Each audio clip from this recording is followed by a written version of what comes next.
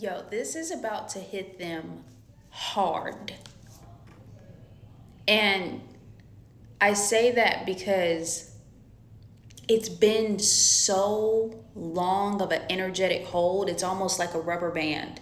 Like when you pull a rubber band back far enough, the moment that you release it, like however long it's been pulled back, will determine the aftermath of how hard it's going to hit once it's been released.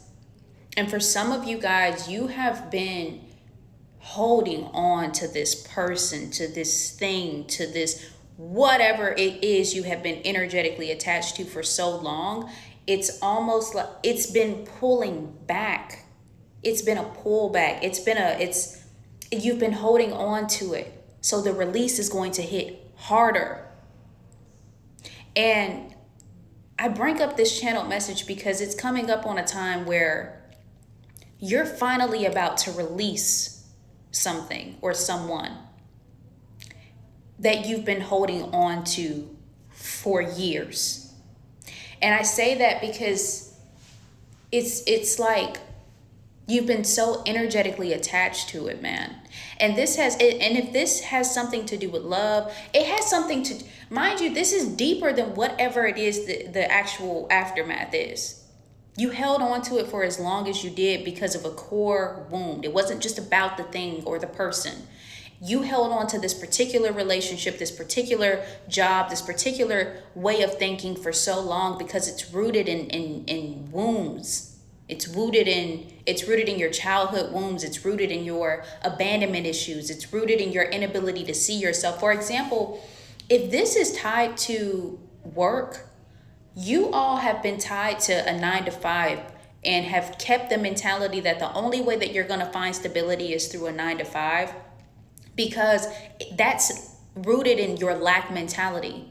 It's already in alignment with your inability to see yourself as successful, your inability to believe in big success, your inability to believe in yourself.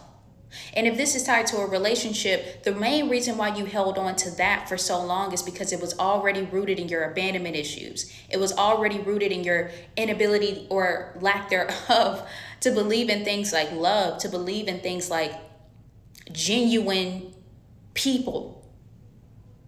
You've been hurt and wounded so many times. First and foremost, a lot of the times it starts back in childhood. How you view love, what was displayed to you as an example of love in the beginning, that is what tied you to that level of attracting those level of relationships. And you've done it for so long, over and over and over again, that once you've held on to it. But once you finally let this go, it is about to hit harder.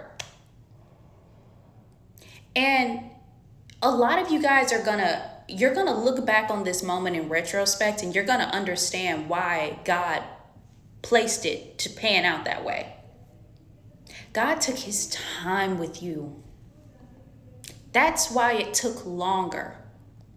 Do you know how long it takes to break out of a paradigm that you've been thinking this way for years? Do you know how long it takes to break out of a way of thinking? Do you know how long it takes to believe in something greater than just oppression or failure? That is what your ability to believe in anything different, your ability to believe better, think better, love harder, open yourself up.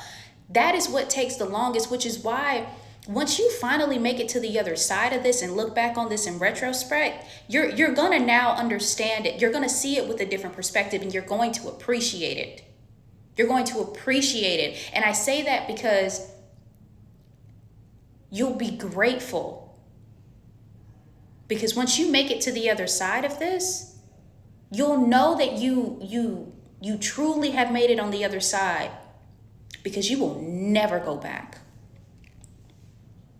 You will never think the same way again. You will never experience that kind of love again. You will never experience that type of work again. You will never, and never is a strong word. That's why I try to stray away from it, right? It's always like, oh, well, let me leave a little bit of wiggle room to, no, man. I say never because it's final. once you finally break that commitment to lack, and you start stepping on the other side of it, like I said, for some of you guys, if this is involving work, once you finally like break out of the mentality that the only way you will ever experience stability is if you're working a 9 to 5, and you now shift into entrepreneurship and start not just making money, but experiencing abundance, to where for some of you guys, you're gonna make way more money than you ever did in your 9 to 5 career. Once you finally break out of that heartbreak and start experiencing and receiving and accepting relationships that are mutual, respectful, filled with love, appreciation, not none of this secret animosity, secret competition. Once you break out of that and start experiencing the latter, you will never go back. And like I said, for some of you guys, like if this is tied to love, once you finally let this person go, and I know you know who I'm talking about. This isn't just no regular ex. This is a particular ex. You may have even been in relationships short-lived or in increments after this relationship, but this particular relationship you held on to because of lack of closure, because of the wound that it left. It was an attachment energetically that you held on to for years. That is the ex that I'm talking about. These people on the other side, there are people on the other side that benefited from your oppression, that benefited from your pain. They benefited from this side of you, right? And I hate to even bring this up because it's like, so what? You know what I mean? As long as you make it on the other side of it, so what? You get me? But since we're here, let's talk about it. If this is an ex, this is someone that you energetically held on to. The person on the other side of this, there was an energetic exchange, whether they moved on or whatever, and you moved on. If y'all physically moved on, you energetically did not. But you're finally coming up on a stage in your life where you're about to release this person. And for a lot of you guys, it doesn't even have to be you going to this person and getting closure and this, that, and the third. For some of you guys, it's going to be so silent. It's going to be an agreement that you come to in your heart space, in your spirit, where you finally go, I forgive you. For some of you guys, this has nothing to even do with love or an ex. This has something to do with the animosity that you hold towards family, the animosity that you hold towards whoever wronged you. You energetically held on to that resentment, to that guilt, to that sadness, to that anger, and it fed off of you. It fed off of your fear. It fed off of your sadness. And in a way, it controlled the dynamic and how you viewed yourself. It was tied to this season of your life that you have now outgrown. So it's fitting that towards the end of this, you're also now being smack dead in the middle of all of it being judged up to the surface. For some of you guys, it's hitting a precipice. Like you are reaching the max amount of intensity when it comes to your level of stress, your level of thinking about this person, your level of thinking about the wounds, thinking about the past. You're reaching your maximum amount of intensity. It's because it's coming up to be faced.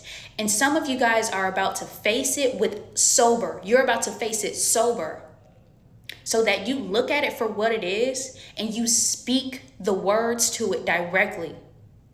I forgive you. I release you.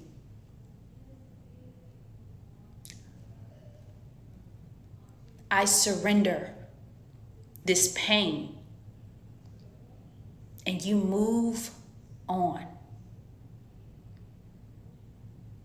And once you do, the people on the other side of it doesn't even have to be a physical person. The energy surrounding the negativity rooted in lack is going to be smack dead in the middle with face sitting in their own energy. And it's going to hit them harder because what you put out is what you receive back. So negativity begets negativity.